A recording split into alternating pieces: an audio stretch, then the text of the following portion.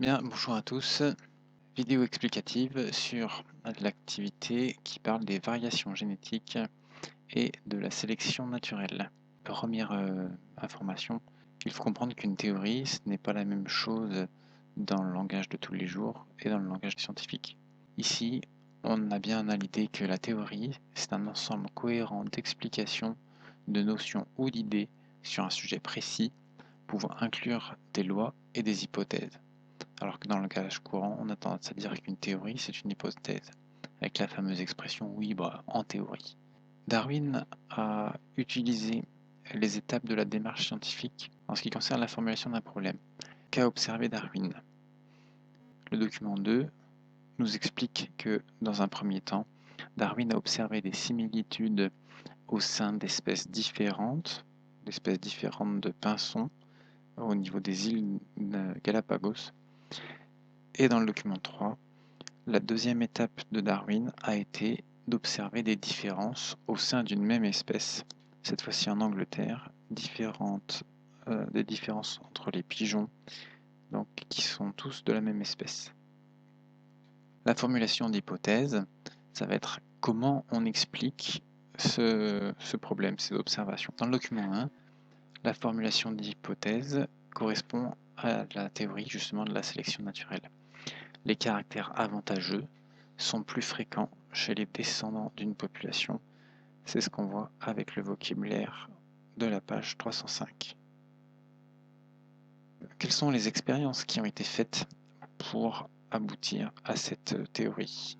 Les documents 4 et 5 nous expliquent la sélection artificielle des individus lourds ou légers chez les poules. Plus précisément, on vous explique que des scientifiques ont élevé des poules d'une même variété et à chaque génération, ils ont identifié 8 mâles et 48 femelles, soit les plus lourds, soit les plus légers. Et on a donc séparé les individus lourds des individus légers et on les a fait se reproduire entre eux. On a répété l'opération sur 40 générations. Et le graphique nous montre que au fur et à mesure des générations, les individus deviennent de plus en plus lourds, donc acquièrent un nouveau caractère qui est on est une race dite lourde, ou au contraire, on est une race dite légère. On parle aussi de race naine. On arrive donc à notre cinquième point de la démarche scientifique. Les résultats obtenus valident-ils l'hypothèse testée? Oui, puisque la fréquence du caractère sélectionné, ici donc le poids des individus, augmente chez les descendants des populations. Au fur et à mesure des générations, les poules les plus légères sont de plus en plus légères et les poules les plus lourdes sont de plus en plus lourdes. En conclusion, Darwin a énoncé donc ce qu'on peut lire dans le document 6, sa quatrième étape. Les variations tendent à préserver les individus d'une espèce en se transmettant ordinairement à leur descendance, pourvu qu'elles soient utiles à ces individus dans leur rapport infiniment complexe avec les autres êtres organisés et avec la nature extérieure. Si on fait une traduction de ça, on peut dire que les individus portant des caractères avantageux vont laisser plus de descendants que ceux qui ne les portent pas. Ces caractères sont donc plus transmis aux générations, aux populations suivantes.